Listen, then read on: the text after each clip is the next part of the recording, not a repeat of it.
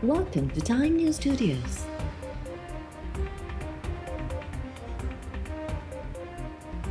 You are watching 12 p.m. Bulletin.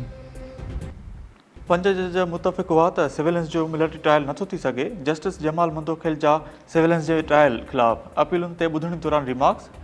Civil society जे वकील फैसल सिद्दीकी दलील ॾींदे चयो त फ़ौजी अदालतुनि ख़िलाफ़ 5 रुकनी बेंच जो हिकु न पर 3 फ़ैसिला आहिनि। जस्टिस आयशा मलिक, जस्टिस मुनीब अख्तर ऐं जस्टिस हया अफरीदी पंहिंजा फ़ैसिला लिखिया। समूरनि जजिस जो हिक ॿिए जे फ़ैसिले सां इतफ़ाक़ हो। जजिस जा फ़ैसिला हिक जहिड़ा ऐं सबब मुख़्तलिफ़ हुजनि त फ़ैसिले जो हिसो तसवर थियनि था। जस्टिस मोहम्मद अली मज़हर चयो त जजिस इंसाफ़ी नोट न पर फ़ैसिला लिखिया हुआ। जस्टिस जमाल मंदोखेल चयो त समूरा 5 जज मुतफ़िक़ हुआ त सिविलेंस जो मिलिटरी ट्रायल नथो थी सघे। वकील फैसल सिद्दीकी चयो त उज़र भंडारी इंट्रा कोर्ट अपील जे अख़्तियार वारो दायरो महदूद हुअणु मौक़िफ़ अख़्तियार कयो। मां उज़र भंडारी जे मौक़िफ़ सां इतफ़ाक़ नथो कयां। उज़र भंडारी जो अनसार प्रैक्टिस एंड प्रोसीजर केस में जस्टिस मंसूर अली शाह जे नोट ते हो।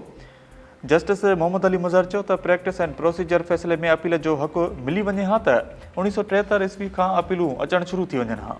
फैसल सिद्दीकी चयो त अपील जो दायरो महदूद कयो वियो त असां जूं केतिरियूं ई अपीलूं ख़ारिज थी वेंदियूं। जस्टिस अमीदीन खान चयो त intra court appeal larger bench ॿुधंदी आहे। लार्जर बेंच केस पहिरियों भेरो ॿुधे त उन करे फ़ैसिले जी पाबंद न हूंदी आहे। ॿुधणी जारी। वज़ीर आज़म शहबाज शरीफ़ कांग्रेस सेंटर ताशकंद पहुची वियो। उज़्बेकिस्तान जे सदर शौकत मिर्ज़ायोफ वज़ीर आज़म जी आजा कई। वज़ीर आज़म शहबाज शरीफ़ खे गार्ड ऑफ ऑनर पेश कयो वियो। ॿिन्ही मुल्कनि जा क़ौमी तराना बि वॼाया विया। अपोज़िशन जी 2 ॾींहनि वारी आइन तहफ़्फ़ुज़ पाकिस्तान कॉन्फ्रेंस अॼु थींदी। असां कॉन्फ्रेंस लाइ 3 हंध रखिया आहिनि। शाहिद खाकन अब्बासी मेज़बान हूंदो। अपोज़िशन लीडर उमर अयूब जूं मीडिया सां ॻाल्हियूं। उमर अयूब चयो त जमहूरियत आइन ऐं कानून जी बहाली लाइ रोडनि, पार्लियामेंट ऐं अदालतुनि में जंग थींदी। मुल्क में हुकूमत नाले का बि शइ न आहे। सभु कठपुतलियूं आहिनि। इस्लामाबाद ऐं रावलपिंडी हाई कोर्ट से इलेक्शन PTI खटी आहे। जल्द PTI बानी वज़ीर आज़म हूंदो।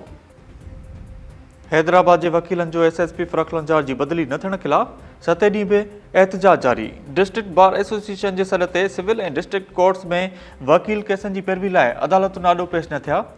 वकीलनि अॼु साइलनि खे अदालतुनि में वञण खां रोके छॾियो। सेशन कोर्ट जे मुख्य दरवाज़े ते वकीलनि जे एहतजाजी कैम्प क़ाइमु। वकीलनि एहतजाज कयो। पुलिस एहलकारनि ऐं ऑफिसरनि समेत आम शहरनि जी बि अदालतुनि में दाख़िला ते पाबंदी। Sindh high court circuit bench Hyderabad में बि वकील पेश न थिया। टंडे आदम में बि वकीलनि पारां अदालती कार्रवाइनि जो बाइकाट करे SSP हैदराबाद फ़रख़लंजार खे हटाइण जो मुतालबो। रुस्तम वेझो चक रोड तां गुम थियल 6 ॻोठणनि मां 4 ॼणनि खे धाड़ेलनि अगवा करे वरितो। अगवा जी तस्दीक। वारसनि मूजिबि धाड़ेल अब्दुल वहीद, इरफान, अब्दुल क़ादिर ऐं राइब टावरी खे अगवा करे विया। ईसा टावरी ऐं अब्दुल करीम टावरी धाड़ेलनि खां भॼी जान बचाई। रुस्तम ऐं चक पुलिस विच में हदबंदी जे तकरार सबबि मुख़बिन जी बाज़ियाबी लाइ का बि कार्रवाई न कई वई। गुज़िरियल राति चक रोड तां टावरी बिरादरी सां तालुक़ रखंदड़ 6 ॻोठणनि खे अगवा कयो वियो। अगवा थियण खां बची वियल ईसा टावरी ऐं अब्दुल करीम टावरी चयो त 4 हथियारबंद हुआ। असांखे छॾे अब्दुल वहीद, अब्दुल क़ादिर, इरफान ऐं राइब टावरी खे अगवा करे विया। रुस्तम पुलिस जो चवणु आहे त वाक़ियो चक भरिसां थियो आहे। धाड़ेल मुग़वी जो लोडर रिक्शा अलीआबाद भरिसां छॾे विया आहिनि।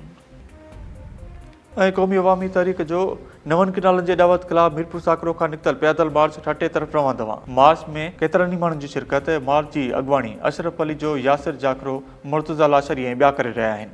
अॻुवाणनि जो चवणु आहे त सिंधु दरिया मां शनवा किनाल कढण सिंध सुकाइण जी साज़िश आहे। फौरी तौर तकरारी फ़ैसिलो वापसि वठण जो मुतालबो।